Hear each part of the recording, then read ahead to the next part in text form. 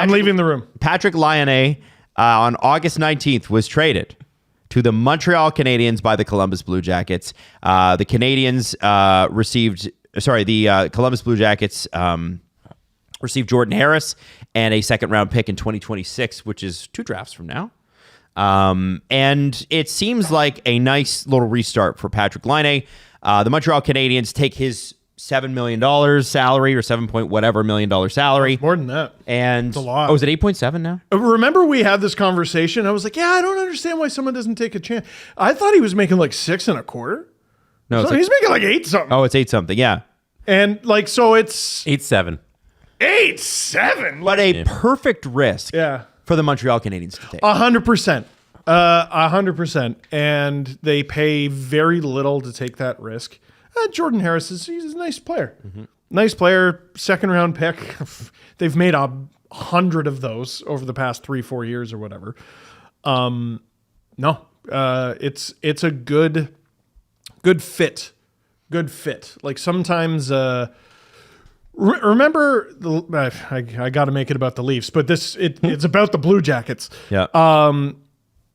The Blue Jackets had Nathan Horton, and they were never going to be able to get rid of Nathan Horton. And the Leafs had David Clarkson, and they were never going to be able to get rid of David Clarkson.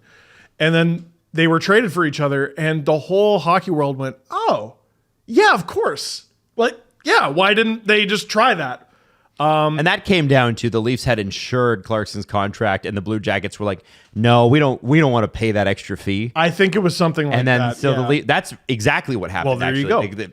When you sign a $60 million deal, you get insurance, man. It's a lot of money. Your mind. Anyway, benefited the Leafs. Yeah, well, when I sign a $60 million contract, that's what I'm thinking of. But it looks like the Montreal Canadiens lineups the first top 6 will look like this: Slafkovsky, Suzuki, Caulfield, likely Newhook, Doc, and Patrik Laine. And I got in a lot of shit on Habs Twitter this summer because the way that they had talked, or the way that we edited the clip, it didn't mention that I mentioned Kirby Doc. On the TikTok, which you can go back and you can see a bunch of angry Montreal fans because I said they're a little thin at second line center, and people were like, "You don't know about Kirby Doc," and I'm like, "I do. I just know he missed most of last year with an injury." You don't know about Kirby Doc. You've barely watched him play. He had 38 points in 52 games the previous year. I get it, but we don't know what he can do. Right. And that's also fine. Oh yeah. What about this guy who has bang average production? What are you talking about? Well, and I believe in this guy. I do, but stop talking about him like he's the sure thing. What are you talking about? Are the Canadiens a playoff team this season? No. Well, we got to figure out which side of our mouth to talk out of here, because this was one of the final conversations that we had. And I was like, it'd be nice for them to take a step this year. Now, they didn't have Patrik Laine. No. So that's a bit different. I can't think of any other moves that they made between that conversation and this. But I think I feel even stronger about that now than I did before we left for break at the end of July. They're going to be a better team this year than they were last year. Just based on injuries alone. Yeah. It's going to be borderline impossible for them to do worse. I feel like their goaltending is somewhat stable. Montembeault and Primo. Primo was pretty good last year. Yeah. I mean, they lose Allen, but Montembeault's pretty good. Primo's pretty good, or he's gotten better anyway. Defense is still pretty thin. Matheson, Savard, Jackeye, Barron, Hudson, Struble, Gooley. It's not great. I'm excited to see Lane Hudson full time. 100%. Yeah. 100%. I think they'll score goals. It's not the deepest decor, but yeah. It's young. Yeah, it's young. Whatever. I think they'll score goals. They got a little. They have increasing offensive depth. Are they an automatic playoff team? I don't know about that, but they're gonna be better this year. They have to take a step. My big debate is who finishes with more points. Is it Montreal or Ottawa? And I think Montreal could take a bite out of the Detroit Red Wings too. I think that Montreal, if this is assuming Laine finds his form and is back to, say, 25, 30 goals. Okay? Because that was a big sticking point for Montreal last year. They really, outside of that first line, couldn't score a lot. And so if they're going to take a step forward, we have to look at who they're going to take points from.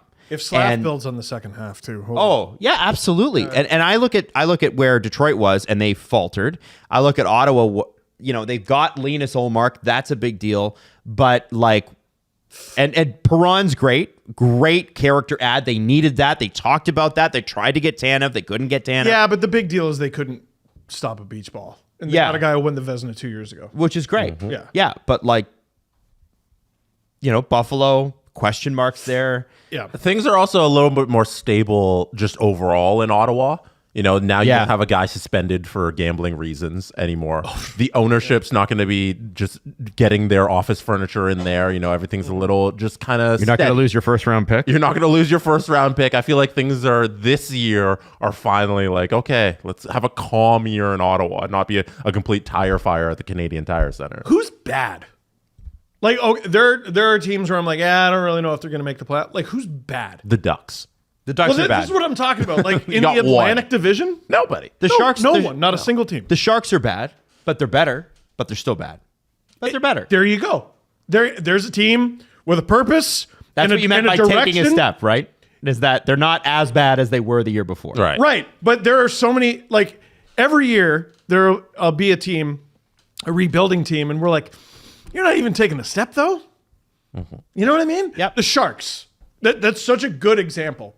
They could still finish last. They might even have fewer points. Probably not. But I know I'll be able to watch their games this year and be like, yeah, they're better. And I honestly think the Sharks are going to be halfway decent this year and finish like 6th or 7th in the division. That's pretty bad, though. over the Ducks. It's bad, but I don't think they're going to be that bad. They're not going to be like last year's abysmal team. Yeah, They'll not be depressing halfway to decent. watch. Yeah. Maybe. I think I look at Laine's first 4 years in Winnipeg: 36, 44, 30, and 28. Those are the goal totals. He's a And the killer. 28 was only because he played less games, right? 1920. Yeah. What we all know what happened in 20. But he did 26 with the Blue Jackets 2 years ago. 22. Sorry, that's 3 years ago. 22 2 years ago. Last year he was in the substance abuse program and has kind of come out the other side and is as Player assistance program. Sorry, let me say that again. Yeah. Player assistance program. My apologies, because Oh, good. one is not the other. Yes. But this is a guy who are we expecting him to get to the 40-goal heights that he got to in 17-18? And if not, is that still okay? Because 25 to 30 is exactly what the Habs need. I think he can build to it. And the Habs have time to build to it. Listen, you're making 8.7. Once this team is good, at that amount of money, you got to be around 40. You do. 30, 35, 40. But he has time to build. And if you look at the Blue Jackets the last couple of years, like, no one scored. Nobody. Everyone had a and they really had him at difficult freaking time. center. Yeah. And they had defensive-minded coaches too, who weren't like all that. Like you're putting Patrik Laine with Marty St. Louis. and How was Marty St. Louis on offense? he's pretty decent. How was he on the power play? He was left-handed, but a killer. Like he's you're talking about a guy who could just clap the thing. Montreal, like, we're talking about addressing weaknesses. I don't think their power play is going to be as bad. No, certainly not. This is what I'm saying. I really like basically everything they've done in recent memory. I don't think you do. It's not enough for Habs fans. I know. It's Steve Dangle hates the Habs. I can't even remember what I was doing the day that trade broke. It's like, dude, I'm with my family. Stop it. Hey, why didn't you make it? We're a network. We got CJ. People were. We made the CJ video. It did like 80,000 views, and people were still mad at you for not doing it. I It know. was great. Keep it up, We got CJ out of bed for you, and it still wasn't enough. Jesse. I thought you were going to say something there. No, okay. Oh, No, you're all good. I looked at him like, what does Jesse have? I think you got off the point. Which is Of the what are Laine. we talking about? We're still talking about Seth Jarvis, right? Laine is a really good match for the Montreal Canadiens, and you're right. I think he can build to it. What's a reasonable expectation if Patrik Laine plays 80 games, 78 games this year? Because everybody has maintenance days. Yep. What's a reasonable amount? In terms of his production? Yeah, like what are you hoping for goals wise? I could see 25, 35, like 25 goals, 35 assists. Yeah. As like a base. I can see him doing much better than that. Mm-hmm. But as a base, I think he's good for that.